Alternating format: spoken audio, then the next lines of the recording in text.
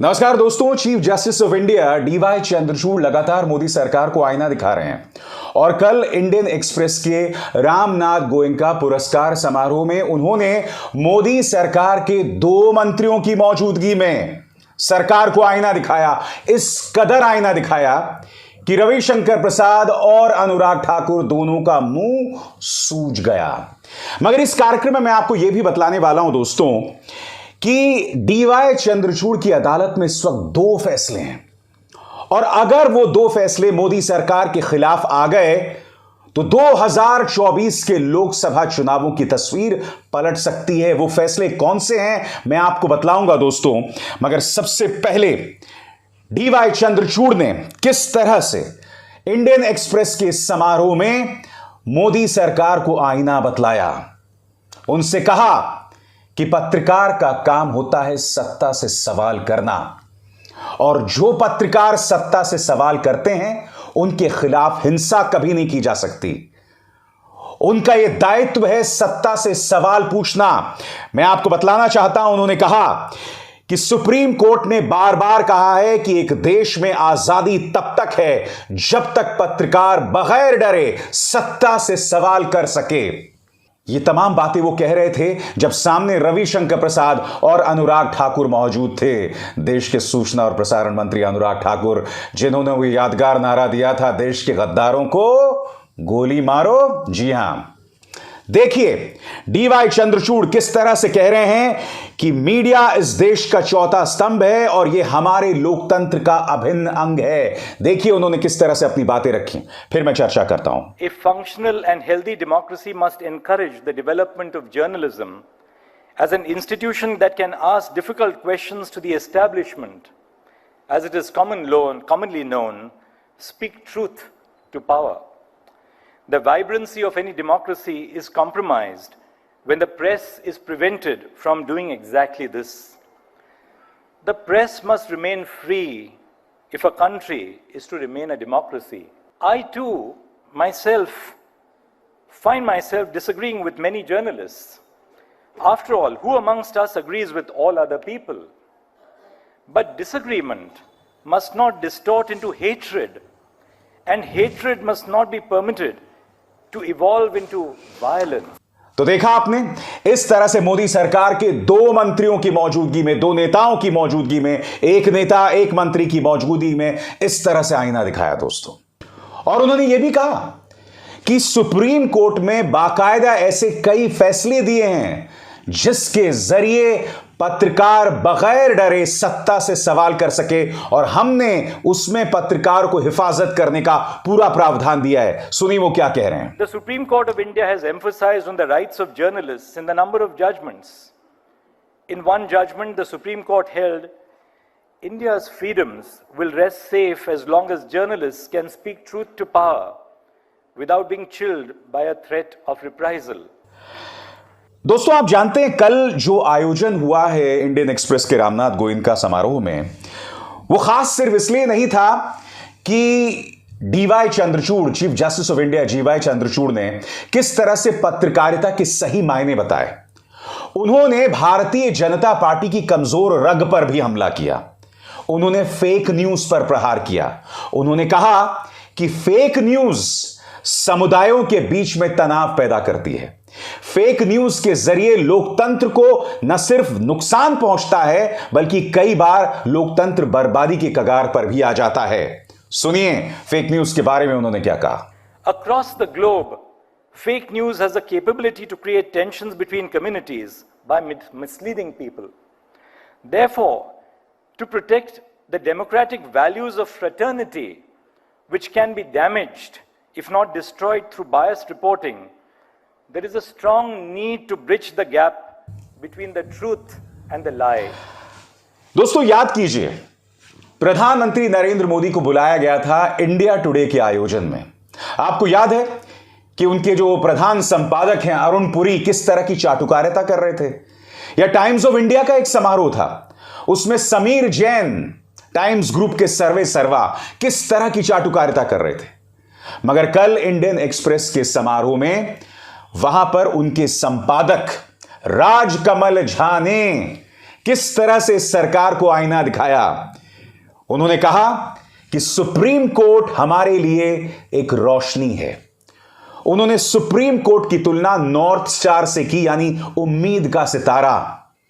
उन्होंने कहा कि जब भी एक पत्रकार के खिलाफ आतंकवाद की धाराएं लगाई जाती हैं, तब हम हमेशा सुप्रीम कोर्ट की तरफ देखते हैं। मगर आप जानते हैं, जब उन्होंने अपने भाषण की शुरुआत की तो बहुत ही दिलचस्प बात से की। उन्होंने कहा कि आज हम जो भी बात करेंगे बंद लिफाफे में कुछ नहीं होगा। याद कीजिए डीवाई चंद्रचूड़ साहब ने अपने एक अदालती फैसले में क्या कहा था। जब यह सरकार 1 रैंक 1 पेंशन पर सारी बात बंद लिफाफे में गुप्त अंदाज में कहना चाहती थी, तब डीवाई चंद्रचूड़ ने कहा था कि मैं बंद लिफाफा बर्दाश्त नहीं करने वाला हूं। यह ऐसा मुद्दा नहीं है जिसे आप बंद लिफाफे में मुझे दें। और तब मोदी सरकार को कहना पड़ा था कि हम 28,000 करोड़ रुपए अपने सैनिकों को नहीं दे सकते उनके बकाया पेंशन के लिए। याद कीजिए दोस्तों, उस दिन किस तरह से मोदी सरकार एक्सपोज हो गई थी। और इसी मुद्दे को लेकर तंज कसा राजकमल झा ने। सुनिए। We have had the privilege of the presence of the Honorable Chief Justice, and there is absolutely nothing in sealed cover.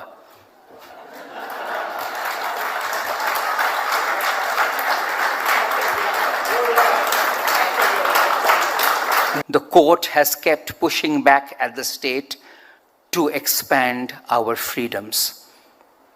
That's why when the lights dim, when a reporter is arrested under a law meant for terrorists, when another is arrested for asking a question, when a university teacher is picked up for sharing a cartoon, a college student for a speech, a film star for a comment, or when a rejoinder to a story comes in the form of a police FIR, we turn to the North Star for its guiding light.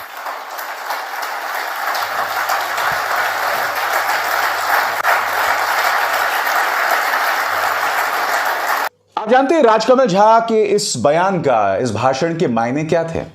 जैसे मैंने आपको बताया दोस्तों कि जब India today गए थे प्रधानमंत्री, तो चाटुकारिता की तमाम मिसालों को पार कर दिया था। मगर राजकमल झा ऐसे नहीं थे। उन्होंने बतलाया कि इस सरकार के अंतर्गत पत्रकारों के साथ क्या क्या नहीं किया जाता है। सबसे पहले मैं आपको याद दिलाना चाहूंगा दुकान वाली बात पर किस तरह से इंडिया टुडे शर्मसार हुआ था। याद है कि नहीं आपको? फिर से सुनिए। अरुण भाई, मैं आपकी दुकान क्यों चलाऊं? आज आपकी दुकान मैं ही चला लेता हूं। मैं जानता हूं इस मंजर को देखने के बाद आप लोगों के जहन में एक सवाल होगा कि भाई अरुण पुरी के सामने तो प्रधानमंत्री थे, राजकमल झा के सामने प्रधानमंत्री थोड़े ना थे। यही पूछ रहे हैं ना आप? और आप ये भी सोच रहे होंगे कि क्या राजकमल झा प्रधानमंत्री की मौजूदगी में ये सब कह सकते थे? तो चलिए हाथ कंगन को आरसी क्या। आज से 7 साल पहले चलते हैं दोस्तों, साल 2016। इंडियन एक्सप्रेस के इसी रामनाथ गोयनका पुरस्कार समारोह में प्रधानमंत्री मौजूद थे और तब राजकमल झा ने उनसे कहा था कि एक पत्रकार की जब सत्ता आलोचना करता है तो वो सम्मान की बात है। अगर पत्रकार की तारीफ सत्ता करे या राजनेता करे तो उससे ज्यादा शर्मनाक बात कुछ नहीं हो सकती। देखिए राजकमल झा ने किस तरह से बात कही थी और देखिए किस तरह से प्रधानमंत्री का चेहरा उतर गया था। देखिए। And they do not know that criticism from a government is a badge of honor.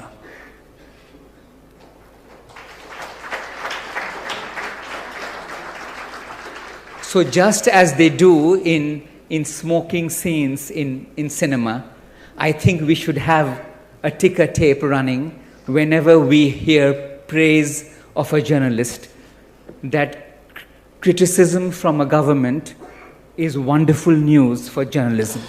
तो जैसा कि आपने देखा दोस्तों कि प्रधानमंत्री की मौजूदगी में भी राजकमल झा ने जो कहा आपके सामने, मगर आज कार्यक्रम का मकसद राजकमल झा ने जो बात कही वो नहीं है दोस्तों।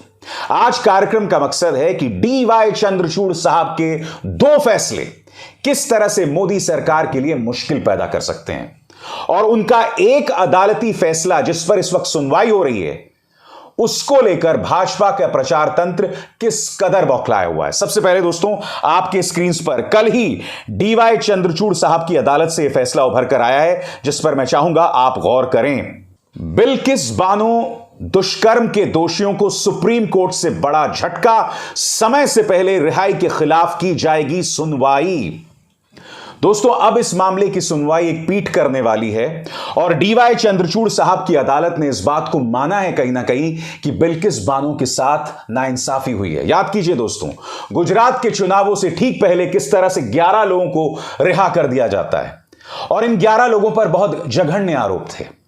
बिल्किस बानो की आंखों के सामने उसके 3 से 5 साल की बच्ची को मौत के घाट उतार दिया गया था। बिल्किस बानो के साथ सामूहिक दुष्कर्म हुआ था, उसकी आंखों के सामने उसके परिवार के कई सदस्यों को मौत के घाट उतार दिया गया था। इतना जघन्य आरोप था दोस्तों, इतना जघन्य अपराध था, आरोप नहीं अपराध। ये 11 लोग जेल गए थे, आरोपी नहीं थे, जेल इन पर गुनाह साबित हो गया था। और फिर किस तरह से गुजरात सरकार ने इन 11 लोगों को प्रणाली की खामी के चलते रिहा कर दिया। अब यह मामला डीवाई चंद्रचूड़ साहब के सामने है और वो कह रहे हैं कि जिस तरह से उन 11 लोगों की रिहाई हुई है, अब उस पर सुनवाई होगी, उस पर चर्चा होगी। मगर भारतीय जनता पार्टी को डीवाई चंद्रचूड़ साहब से इस बात को लेकर मिर्ची नहीं लग रही है दोस्तों। याद कीजिए, आज से कुछ साल पहले स्वर्गीय वित्त मंत्री Arun Jaitley secret electoral bonds लेकर आए थे। सरल शब्दों में कहा जाए तो कोई भी व्यक्ति किसी भी पार्टी को अपना काला धन दे सकता है। गुप्त चुनावी चंदे के जरिए उससे यह नहीं पूछा जाएगा कि यह पैसा कहां से आया, और इसी को नाम दिया गया था सीक्रेट इलेक्टोरल बॉन्ड्स। दिलचस्प बात यह थी दोस्तों कि इसका विरोध रिजर्व बैंक ऑफ इंडिया ने किया था और साथ ही साथ चुनाव आयोग ने कहा था, और दोनों ने एक स्वर से कहा था कि यह सीक्रेट इलेक्टोरल बॉन्ड्स के चलते सत्ता पक्ष को फायदा होगा, विपक्ष को नुकसान होगा। और वो भी यही रहा है दोस्तों। सीक्रेट इलेक्टोरल बॉन्ड्स का जो करीब 70 से 80% भारतीय जनता पार्टी के जेब में जाता है। कभी आपने सोचा है कि किस तरह से विपक्ष की सरकारें गिराई जाती हैं, खरीद फरोख्त होता है, किस तरह से विपक्ष के जो विधायक हैं उन्हें मुंबई से पहले गुजरात ले जाया जाता है और उसके बाद चार्टर्ड फ्लाइट से उन्हें असम ले जाया जाता है और फिर 5 स्टार होटल्स में रखा जाता है। कभी आपने सोचा ये पैसा कहां से आता है? कभी आपने खुद से सवाल किया है कि कहीं ये पैसा सीक्रेट इलेक्टोरल बॉन्ड्स के जरिए तो नहीं आ रहा है? अब मैं आपको बतलाता हूं दोस्तों, इस तारीख पर गौर कीजिए। 11 अप्रैल को chief justice of India D Y Chandrachud इस बात का फैसला करने वाले हैं कि इस मामले को संवैधानिक पीठ के सुपुर्द किया जाए या न किया जाए। यानी कि सीक्रेट इलेक्टोरल बॉन्ड्स पर अब गंभीर चर्चा शुरू हो जाएगी। और अगर इस मुद्दे को लेकर फैसला सीक्रेट इलेक्टोरल बॉन्ड्स के खिलाफ आता है ना दोस्तों, तो यह भारतीय जनता पार्टी की कमर तोड़ने जैसा होगा।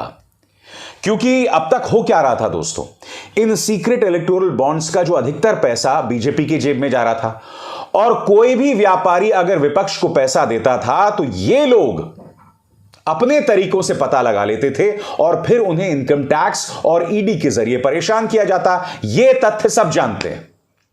अगर सीक्रेट इलेक्टोरल बॉन्ड्स पर अंकुश लगती है या फिर उसके कई प्रावधानों पर अंकुश लगती है तो यकीनन इसका नुकसान बीजेपी को होने वाला है। यह तो था पहला मामला दोस्तों। अब हम बात करते हैं दूसरे मामले की।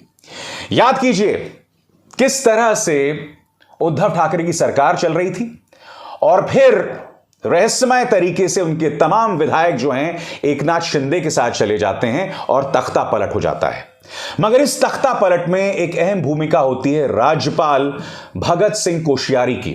कोश्यारी साहब ने कहा था कि विश्वास मत हो सदन के पटल पर। क्या आप जानते हैं कि सुप्रीम कोर्ट में डीवाई चंद्रचूड़ साहब ने राज्यपाल की इस हरकत पर हैरानी जताई है और उन्होंने कहा है कि इससे सरकारों को गिराने में बढ़ावा मिलेगा। चुनी हुई सरकार इसी तरह से गिराई जाती रहेंगी अगर राज्यपाल की भूमिका होगी। मगर उन्होंने उद्धव ठाकरे पर भी सवाल उठाया है। मैं आपको पढ़ के सुनाना चाहता हूं पूरा मामला क्या है आपकी स्क्रीन पर। सुप्रीम कोर्ट ने गुरुवार को आश्चर्य जताया कि वो महाराष्ट्र में उद्धव ठाकरे सरकार को फिर से कैसे बहाल कर सकते हैं, जबकि उसे विश्वास मत हासिल करने की राज्यपाल की कार्रवाई अवैध लगती है। बहुत बड़ी बात कही दोस्तों सुप्रीम कोर्ट ने। वो कह रहे हैं कि भाई हम उद्धव ठाकरे की सरकार को बहाल कैसे करें क्योंकि वो विश्वास मत हार गए, मगर साथ ही साथ उन्होंने यह भी कहा कि राज्यपाल की यह पूरी कार्रवाई अवैध है। कड़े शब्दों का इस्तेमाल हुआ था दोस्तों। मैं आपको बतलाता हूं आगे उन्होंने क्या कहा। सुप्रीम कोर्ट ने इस बात पर भी गौर किया कि पूर्व मुख्यमंत्री ने स्वीकार करते हुए कि वे अल्पमत में थे, शक्ति परीक्षण का सामना किए बिना ही इस्तीफा दे दिया था। तो यहां तो यकीनन वो उद्धव ठाकरे पर सवाल उठा रहे हैं, मगर कहीं ना कहीं उन्होंने राज्यपाल की हरकत को अवैध बताया है। Chief justice of India D Y Chandrachud ने कहा, हमारी समस्या यह है कि बौद्धिक पहेली को देखें। ऐसा नहीं है कि राज्यपाल द्वारा गलत तरीके से तलब किए गए विश्वास मत के कारण आपको सत्ता से बेदखल किया गया है। आपने किसी भी कारण से इसे नहीं चुना। आप विश्वास मत का सामना नहीं करना चाहते थे। यह टिप्पणी दोस्तों तब आई है जब ठाकरे समूह की ओर से वरिष्ठ अधिवक्ता एएम सिंघवी ने पीठ से यथास्थिति बहाल करने का आग्रह किया। अब इस मामले को लेकर दोस्तों फैसला जो है वो सुरक्षित रख लिया गया है। बड़ा प्रश्न यह कि जब यह फैसला आएगा तो क्या ऐसा फैसला भी आ सकता है जो भारतीय जनता पार्टी के खिलाफ जाए? उसकी गुंजाइश कम लग रही है दोस्तों। मैं नहीं जानता हूं क्या होगा उस दिन। जाहिर सी बात है अदालत क्या फैसला सुनाने वाला है उसकी भविष्यवाणी मैं अभी से नहीं कर सकता हूं, मगर अगर कोई ऐसा फैसला आता है जो बीजेपी के पक्ष में नहीं है तो गौर कीजिए क्या होगा। सबसे पहली बात, एक लोकतंत्र के अंदर बार बार चुनी हुई सरकारों को अवैध ढंग से भाजपा जो है वो अस्थिर कर रही है, उन्हें गिरा रही है। कभी राज्यपाल की भूमिका सामने उभर कर आती है तो कभी असंतोष में जी रहे नेताओं को ये लोग मैनिपुलेट करते हैं, और आपके सामने ज्योतिरादित्य सिंधिया की मिसाल है। तो ऐसी ढेरों मिसाल हैं जहां कभी पैसे के जरिए, कभी एजेंसीज के दबाव के जरिए, तो कभी राज्यपाल की भूमिका के जरिए सरकारों को गिराया गया है, और सुप्रीम कोर्ट ने उस तीसरे पहलू पर अपनी चिंता जतलाई थी। बहरहाल डीवाई चंद्रचूड़ साहब की अदालत क्या फैसला सुनाती है ये तो वक्त ही बताएगा, और हमें इंतजार करना पड़ेगा दोस्तों। अभिसार शर्मा को दीजिए इजाजत। नमस्कार। स्वतंत्र और आजाद पत्रकारिता का समर्थन कीजिए, सच में मेरा साथी बनिए। बहुत आसान है दोस्तों, इस ज्वाइन बटन को दबाइए और आपके सामने आएंगे ये 3 विकल्प, इनमें से एक चुनिए और सच के इस सफर में मेरा साथी बनिए।